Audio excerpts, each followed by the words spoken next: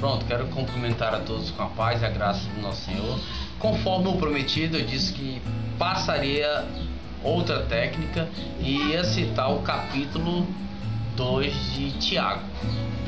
Então, essa outra técnica, ela é mais fácil ainda. Agora você precisa se concentrar.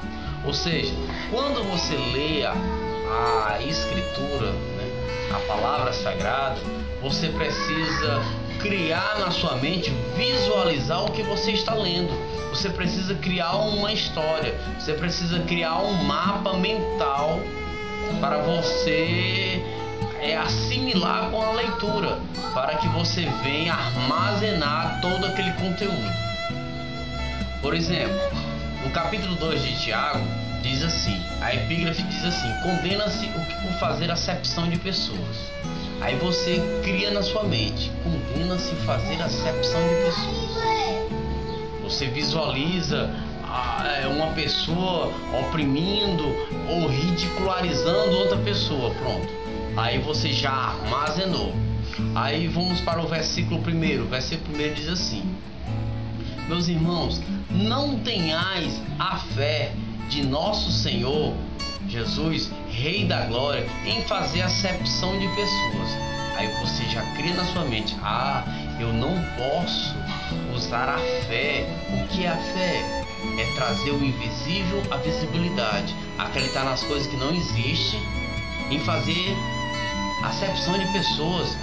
Eu não posso usufruir o poder de Deus de maneira errada. Pronto, você já memorizou o primeiro versículo. O versículo 2: porque no vosso ajuntamento entrar algum homem com anel de ouro no dedo, com vestes preciosas, e um pobre com sorte da vestimenta. Isso aí é mais fácil. Você vai visualizar alguém entrando na sua congregação, um líder religioso, uma pessoa de status, e você vai visualizar aquele obreiro, aquela pessoa, colocando aquela pessoa em um lugar de honra. Aí o versículo 3: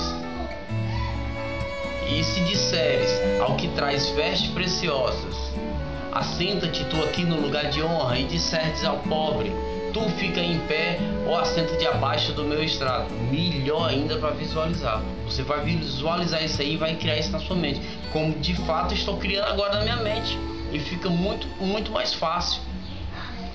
Aí o versículo 4 diz assim: não, dentro de vós mesmo não fizeste acepção, não vos fizeste juízo de mau pensamento. Você se coloca no lugar de juiz e você fazendo um julgamento errado, ou seja, que você não deve fazer isso. Então você vai visualizar, e assim sucessivamente. E o versículo 5: porventura, meus amados irmãos, porventura não foi Deus que escolheu os pobres deste mundo para que fossem ricos na fé e herdeiros do reino que prometeu aos que o amam? Mais fácil de visualizar. Versículo 6. No versículo 6 diz assim: mas vós desonraste o pobre. Porventura não os oprime os ricos, arrastando até os tribunais? Versículo 7: porventura não blasfema o bom nome que sobre vós foi invocado? Aí fica fácil de visualizar também. Você criar, o nome que você tem honrado é o nome de Jesus, que outras pessoas não têm honrado. Ou seja, os ricos. Não é aqueles ricos que estão na nossa congregação, que são pessoas boas. Não, o rico que ele está falando aí são os avarentos. Deus não proíbe ninguém de ser rico. Aí o versículo 8 diz assim: todavia, se cumprires conforme as escrituras, a lei real, amarás o teu próximo como a ti mesmo, fazeis bem. Aí o versículo 9: mas se vós fizer acepção, cometeis pecados, e sois redarguidos pela lei como transgressores. Imagine agora você sendo julgado diante de um juiz porque você está infringindo a lei. Pronto, aí ficou fácil de visualizar. Agora vem o versículo 10. O versículo 10 diz assim: Porque o que guarda toda a lei e tropeça em um só ponto será culpado de todas. O que você visualiza aí? Pessoa que quer viver somente da lei. Você lembra dos religiosos, dos fariseus, né? A lei é acompanhada da graça. E como a lei é acompanhada da graça, a graça é um remédio. E a lei identifica onde está o pecado. Então é possível haver uma cura sem um remédio, não é assim? Quando você vai para um hospital, você precisa bater um raio-x para saber se tem algum osso quebrado, alguma coisa parecida. Então você vai precisar do remédio logo após. Então a graça é o remédio, a lei é o raio-x que vai fazer na sua alma, no seu corpo, e assim você vai criando. Eu criei desta forma e me ajudou a memorizar. No versículo 11 diz assim: porque se alguém disser não adulterarás, também disser não matarás, se tu não adultera, mas matar, está sendo transgressor da lei. Versículo 12. O versículo 12 diz assim: assim falai, assim procedei, como devendo ser julgado pela lei perfeita da liberdade. Que lei perfeita da liberdade é essa? É a lei da graça.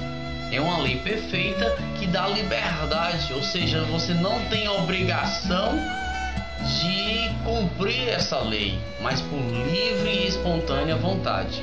Versículo 13: porque no dia do juízo não haverá misericórdia para os que não fizeram misericórdia, e a misericórdia triunfa sobre o juízo. Versículo 14. O versículo 14 diz assim: a epígrafe diz assim, que a fé sem obras para nada se aproveita. Então o versículo 14 diz assim: que proveito teria se um irmão chegasse a dizer para você que tem fé, mas não tem obras? Pode a fé salvá-lo? Versículo 15. Versículo 15 diz assim: se um irmão, uma irmã estiverem nus com falta do alimento cotidiano, alimento do dia a dia. Versículo 16: e se algum de vós disser: ide em paz, aquietai-vos, fartai-vos, e não deres o alimento necessário para o corpo, que proveito terá? Versículo 17. O versículo 17 diz assim: assim a fé sem obras está morta, porque a fé porque assim a fé sem obras está morta em si mesmo. Versículo 18: mas alguém dirá: eu tenho fé, eu tenho as obras. Mostra-me a tua fé sem as tuas obras, e eu mostrarei a fé nas minhas obras. Versículo 19. Versículo 19 diz assim: se tu creres que existe um só Deus, fazeis bem, mas os demônios creem e estremecem. Versículo 20. O versículo 20 diz assim: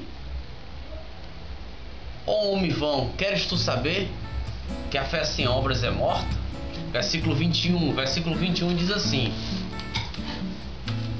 porventura Abraão, nosso pai, não foi justificado pelas obras quando ofereceu sobre o altar de holocausto seu filho Isaque? Versículo 22. Bem vês que a fé foi aperfeiçoada nas obras, e as obras aperfeiçoou a fé, ou vice-versa. Aí é uma linguagem sinônica.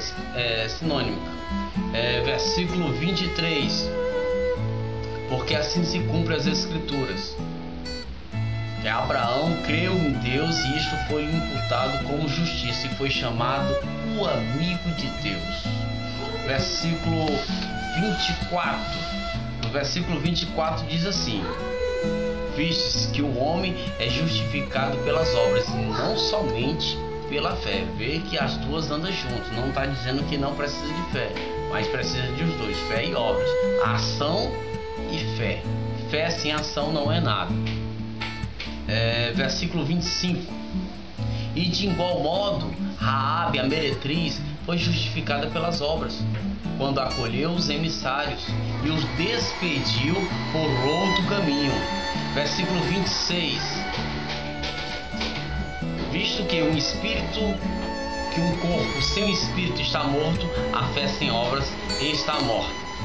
Viu aí como foi fácil? Então, você precisa visualizar a história. Crie um desenho na sua mente, crie um mapa mental de tudo que você lê. Com o tempo você vai se aperfeiçoar, vai servir para toda a sua vida, em casa, no trabalho, na escola, seja onde for. Lembre-se, Deus não escolhe os preparados, mas prepara os escolhidos. Você é um escolhido de Deus. Amém.